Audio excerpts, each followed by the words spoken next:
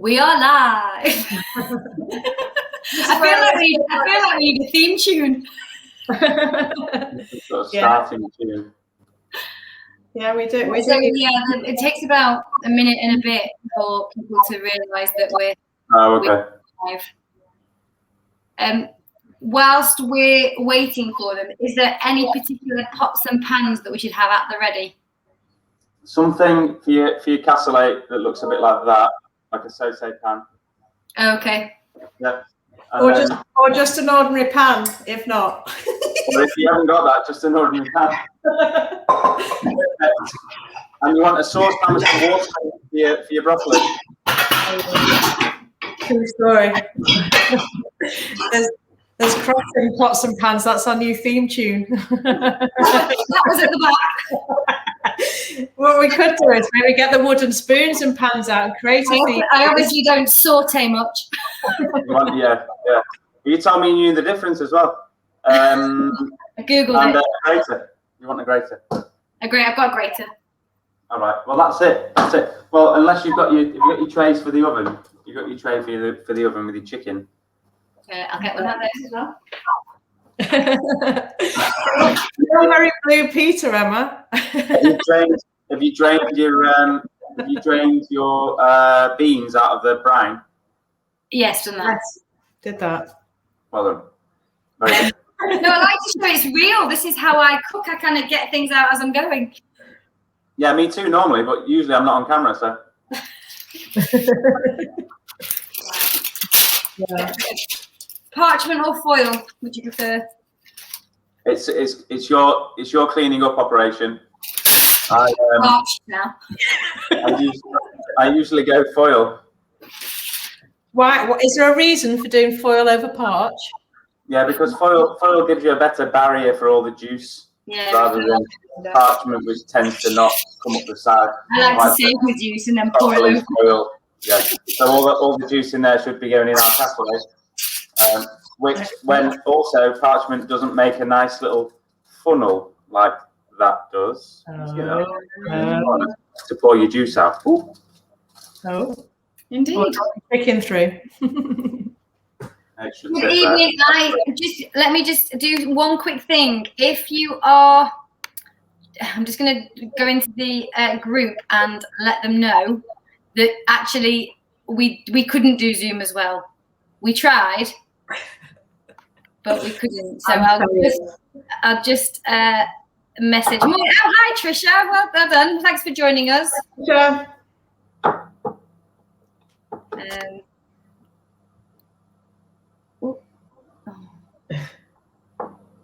Sorry, guys. What's the tax of it?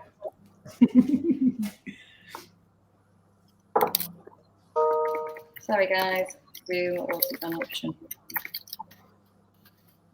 Okay. Right. We've just got Trisha here, which is what made me think. Oh, maybe we.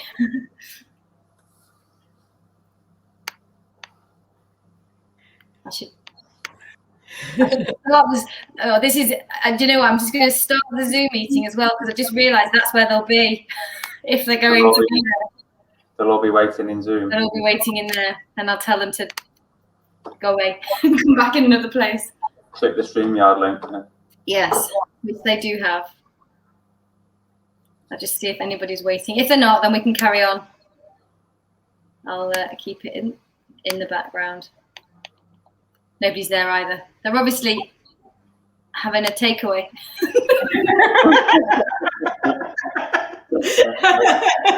At this rate, we might all be. Yeah. Right, let's go. Okay. Yeah, sure. Paul, should we hand over to your skills, and this is where Emma and I will attempt to keep up with you. Yes. Okay. And try not to trash our kitchens too much. We need to go and start. So we should, rather than make assumptions. I'm Emma of Emma Wilson Fitness, and this is Wendy Cowell with My Time for Change, and I'm My Time for Change, and Paul Taylor is our wonderful chef who delighted us last month with a beautiful salmon dish, and this month we've decided, or Paul's decided, to put together a wonderful chicken dish. Well, I say it's wonderful. We've not made it yet. Yeah, we're not It sure looks wonderful. It sounds wonderful. Whether or not mine will look wonderful is another matter. So yeah, we are My Time for Change, Mindy and I. And yeah, this is our cook along. It's only our second one, so forgive the waffle. We're going to hand over.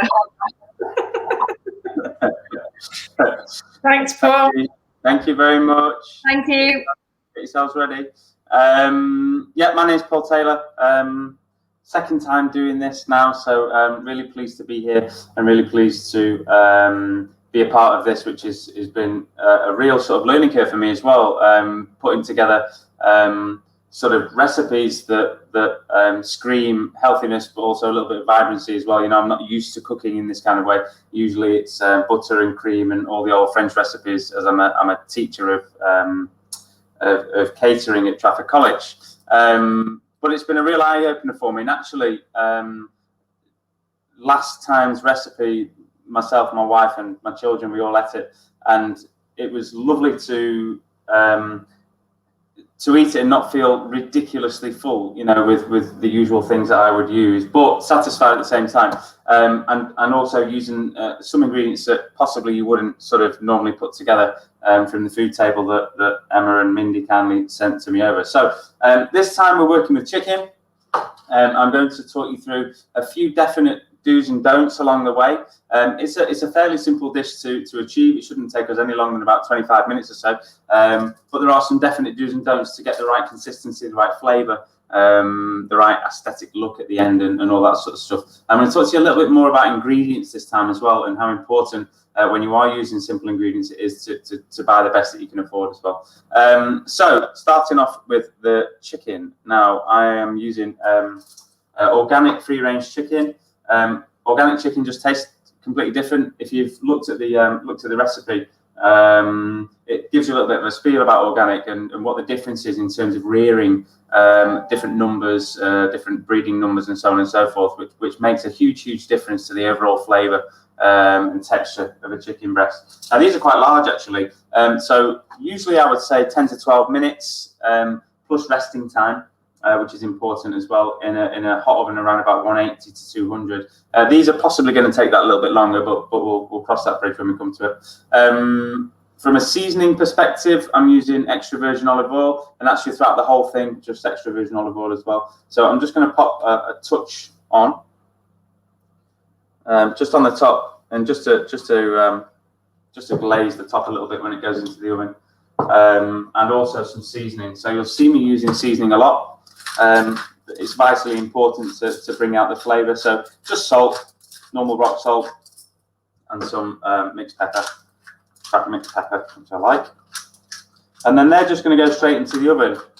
No need to sort of pan fry these. As long as your oven's hot enough, then you should get a nice sear on the top at the same time. So do preheat your oven also. So in they go. Oven's preheated. Onto my next sort of real key part to this one is the tomatoes. So obviously tomatoes in this country aren't anywhere near ready yet, and if we were waiting for tomatoes to be ready, we'd probably have half a dozen or so in August, and that'd be about it. We wouldn't eat them for the rest of the year. But being able to source good vine tomatoes with tons of flavour is going to be really important to this dish, especially with the simplicity of it. It almost becomes, because we're going to roast them, it almost becomes like the sauce of the dish. So vine tomatoes are a definite. Give them a sniff. Obviously, make sure they've got that sort of vibrancy. You know, when you're in the supermarket and you can hold them up and sort of sniff them. More than that, you want them to be quite ripe, because we are roasting them, so we want them to burst almost with flavour. So you want them not so much soft, you know, but you want them to be quite ripe and sort of vibrant. You can use cherry tomatoes on the vine, be a little bit sweeter. I like to try and use a small vine tomato. These are the sort of smallest I could get. They're quite large actually, but these were lovely and ripe, so I chose them. So all we're going to add to these actually is I've got some garlic. And you'll be surprised how much of a difference this is going to make to the flavour. We're just going to stuff these slightly with a little bit of garlic. So peel that, and we've also got a bit of rosemary, fresh rosemary off the stick. And just make some slices. I'm just going to pop that down a little bit so you can see my board. You're just going to want to make some thin slices of your garlic to enable us to sort of stuff these tomatoes. Now, if you've kept your tomatoes whole, you can make an incision into the top of them. Because I've got these sort of open-faced, I can make some slight incisions. I've already got the sort of seeds there to play with that I can stuff things into. But we want to stuff the garlic and the rosemary directly into the body of the tomato. So by making those incisions, it enables us to really poke those bits within. And because of the sort of juiciness of these, what you'll find is when they cook, like I say, it almost becomes a sauce, but it's going to cook your garlic through as well. So don't be worried that it might taste sort of a little bit harsh. It's going to cook it through completely, and it's going to end up with a really delicious flavour. So in they go. I'm doing quite a few here, by the way, because I'm feeding the family, so you'll have to bear with me. Hopefully you're keeping up. If anyone's got any questions, by the way, then please, I'm not sure if we can direct them through Mindy and Emma, or whether people can just come on and ask. I think we had the chat function last time, so if anybody wants to, then please do ask questions. The rosemary, the same. You've just got to sort of bunch them together and poke it into those incisions. So I'll just do a couple per tomato there, and they not only are they going to be pleasing to taste, aesthetically they're really beautiful as well. So as we know, we kind of eat with our eyes as much as anything else. That's our first sort of sense that hits us when you see that plate of food hit the table. So really good to take your time with that and make sure that you have that rosemary sticking out so it looks really pleasing, should we say. So once these are done, these are probably going to take almost the same amount of time as the chicken to cook. You want these to be sort of quite well roasted, so that, like I said, that they almost burst when you cut into them. Again, a little bit of seasoning, just some salt and pepper.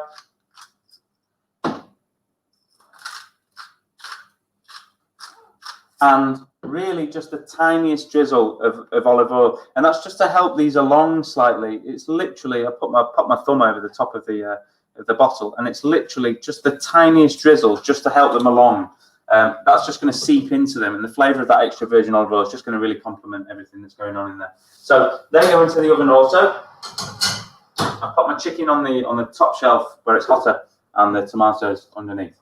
So let's talk about this cassoulet. So I went to try and get some cannellini beans today, and I managed to get 1 tin of cannellini beans, which are these little beauties, and also I got a tin of chickpeas because they only had 1 tin of cannellini beans. Now you can use haricot beans, which are the beans that go to make Heinz baked beans, should we say, but without tomato sauce. They're good also.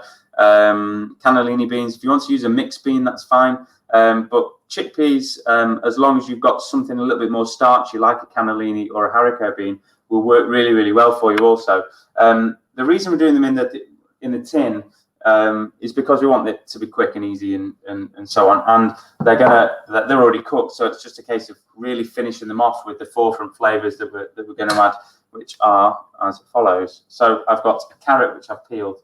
I've got some shallot, which I always prefer over onions. I feel like they've got a lot more pungency to them, but onions are just fine as well. I've got some more garlic again.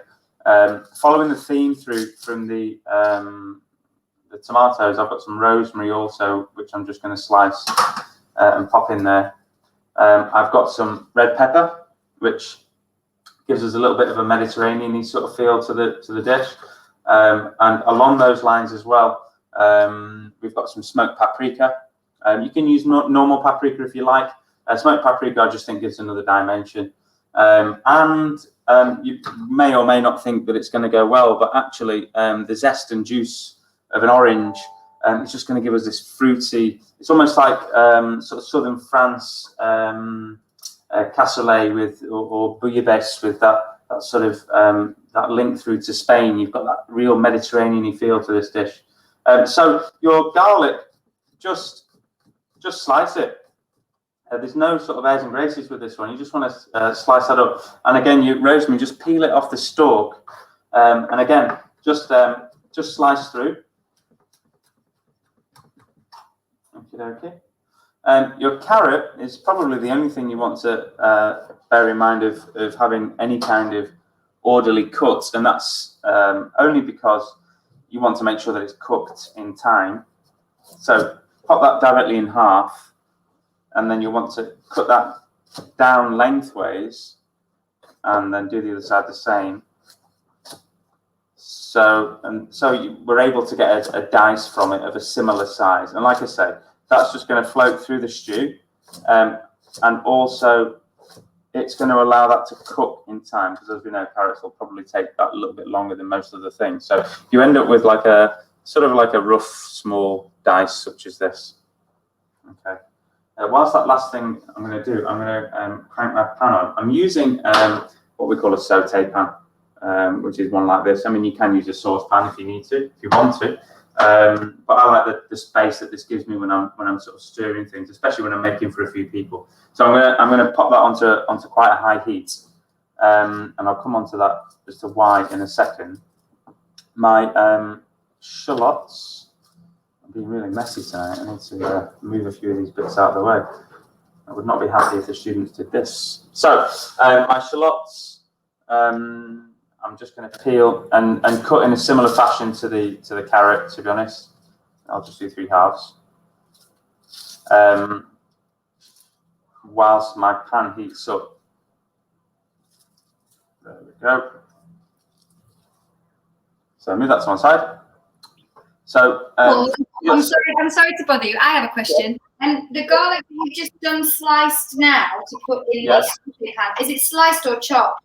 I've just sliced it. Okay. If you look on the screen, I'm just sort of showing it now, just into slices. But I can't like them like that.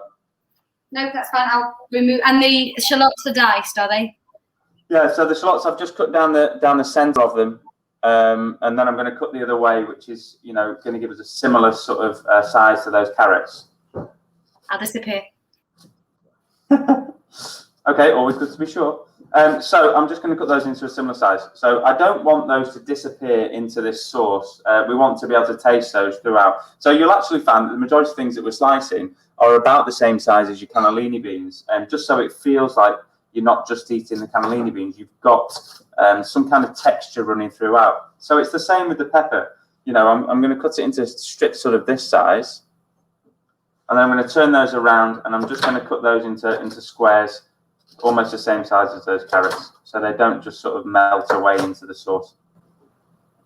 I'll cut another one.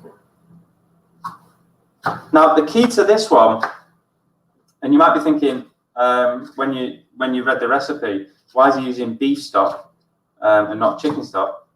Well, the key to this one is getting a little bit of caramelization into the vegetables and so on that we cook, and then further enhancing that with a dark stock as well. So this one wants to taste a little bit more meaty, a little bit more serious in its flavour. Hence the like I say, the caramelization here, which in the end is going to give us quite a dark sort of luxurious feel to this dish. So again, a little bit of olive oil is going to go into your pan. You don't need too much. And I've got a nice hot pan. Now I normally wouldn't cook in too high a heat with extra virgin olive oil, but because I'm only using a little bit, and I've put the vegetables into it straight away, I can get away with getting a decent colour on them. Usually what you find with extra virgin olive oil is it has a lower burning temperature. So therefore that's why you would want to use something like a vegetable oil or a light olive oil. But I just love the flavour of it, so we're going to go with that for tonight. And like I say, just a small amount anyway, so it's not going to burn once those vegetables are in there. The important thing now is to leave those alone, just to do something. If you keep moving those around and keep moving your pan and so on, shaking your pan and taking it off the heat, you're stopping the caramelization, which is happening at the bottom of the pan. So I want things to almost stick to the bottom of the pan and get a real dark, sort of caramelization, so that when I add the beef stock and the beans and then the beef stock, it ends up what we call deglazing. It ends up taking all that flavour off the base of the pan. A little bit like when you take a roast joint out of the oven and you've got all that stuff at the bottom which you want to turn into your gravy. It's a little bit like that. So again, some seasoning.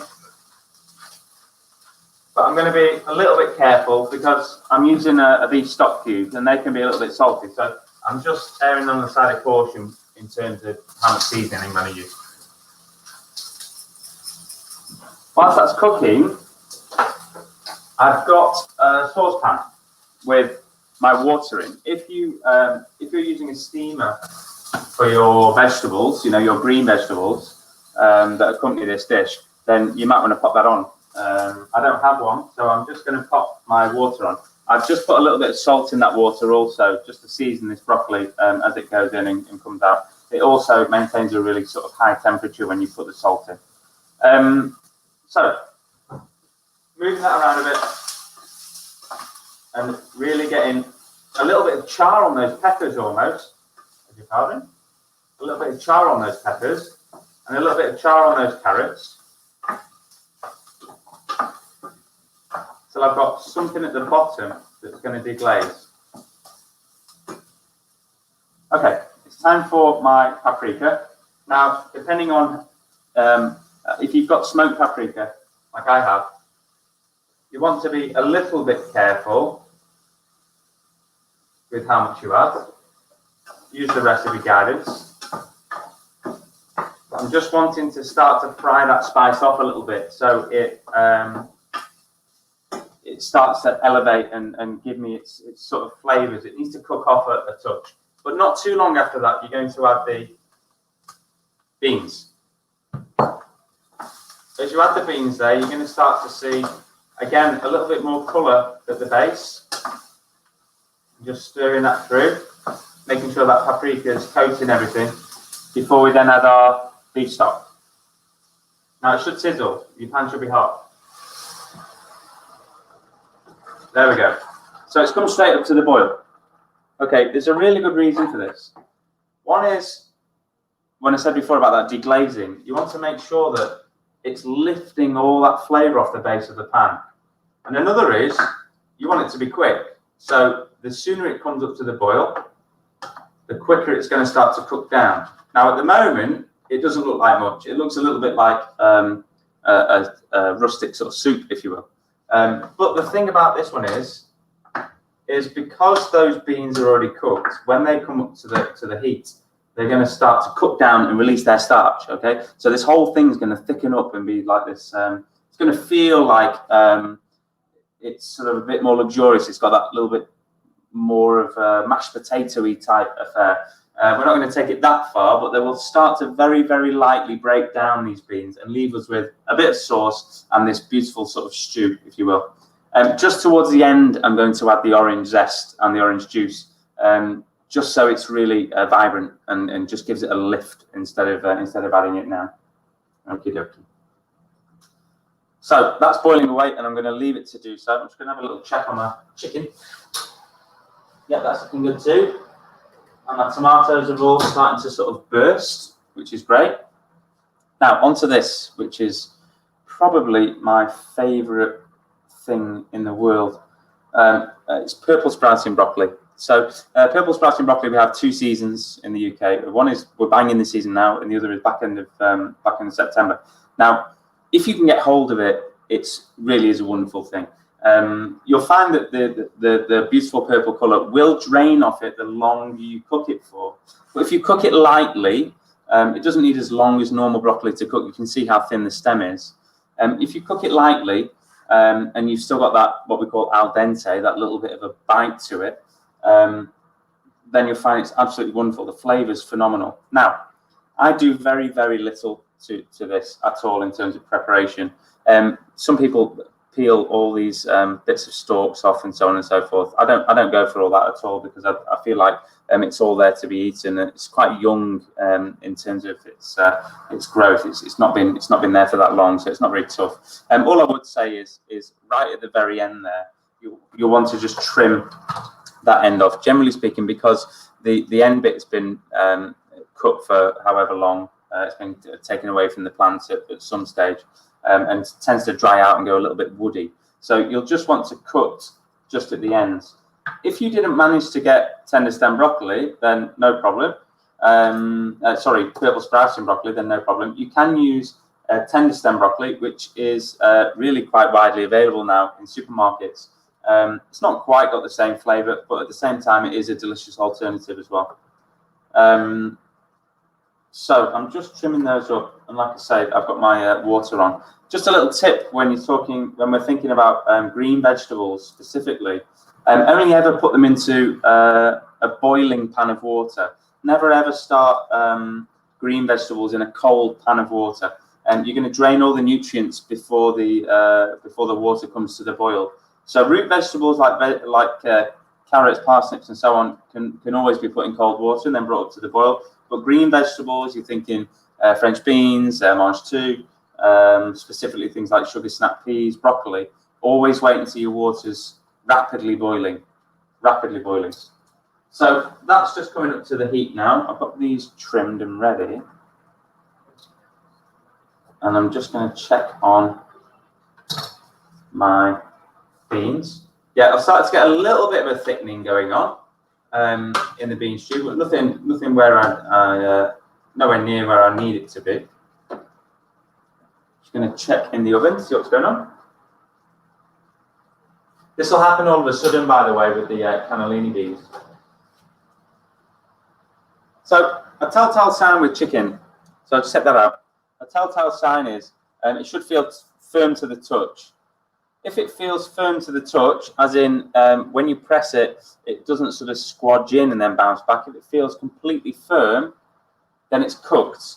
However, do not cut into it straight away. What we're looking for is, and this is with any meat, whether it's poultry or meat such as beef or pork or whatever, you need to give it a certain amount of time to rest. Okay? That resting time is absolutely imperative to letting the muscle, which is the meat itself, relax. And as it relaxes, the juices settle, and you end up without, it might be that at the moment this has the slightest bit of pink in the middle. So that's going to continue to cook as that resting process happens. So I would say 3 to 4 minutes at least before I even think about slicing that.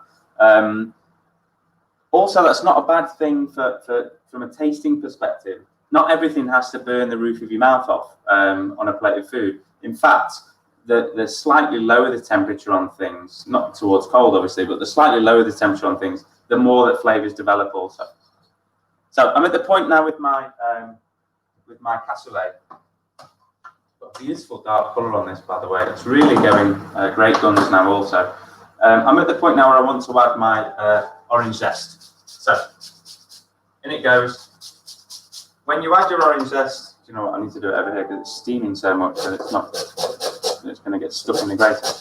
I'll do it here and then transfer it.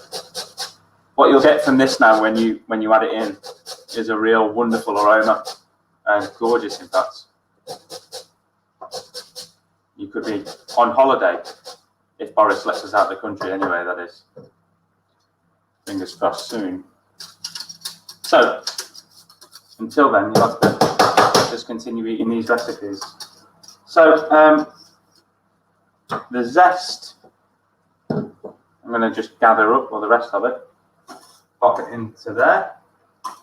I'm also going to add the juice. This is quite a large orange, so I'm going to go for half of it and just discard the seeds.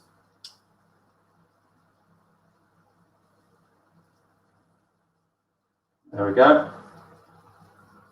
My water has come up to the boil now for my purple sprouting broccoli.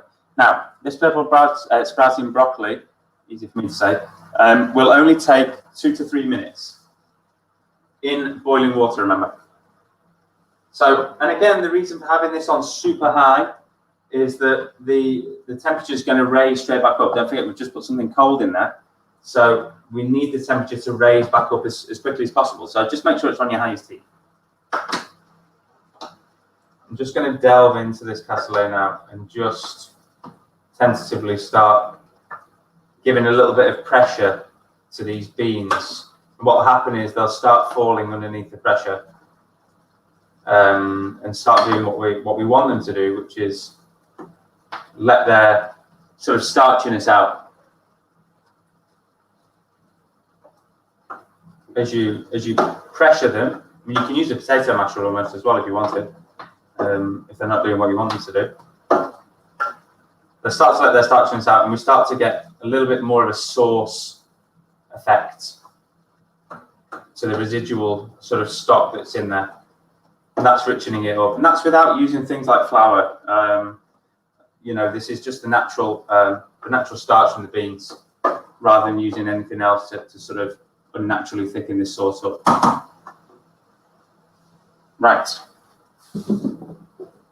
Our tomatoes are still in the oven, so I'm going to pop those out as well, so they have a little bit of time to cool down. Yeah, gorgeous. Absolutely lovely. Now, I've got juice in the bottom of my chicken tray, and I've got juice in the bottom of my tomato tray, which would be an absolute crime to throw in the bin. So what I usually do is, if I'm foiling my tray, I usually make like a little spout like that in the corner, so I can just pour anything juice-wise. There we go. That just pours straight out into my pan, my cassoulet pan. What you find also is, if you want to serve this sort of family style, so you know, popping the pan on the table, you'll find this cassoulet will keep giving and giving. It'll keep thickening and thickening the longer it's on the table. And also, I will, if there's any juice in these tomatoes yet, that's going in there too. Okay, broccoli's coming out before it loses any more of its beautiful purple, because it does tend to lose a little bit of purple colour in the water. Let me get rid of it away from the microphone, otherwise that won't work. Now I've got some. It's really starting to happen with the cassoulet now. I'm just going to double check that these carrots are cooked. Yeah, fine. They've still got a little bit of a texture to them, which is fine. I've got a lovely sweetness coming through from the orange as well. A little bit of aroma. I'm just going to taste that for seasoning.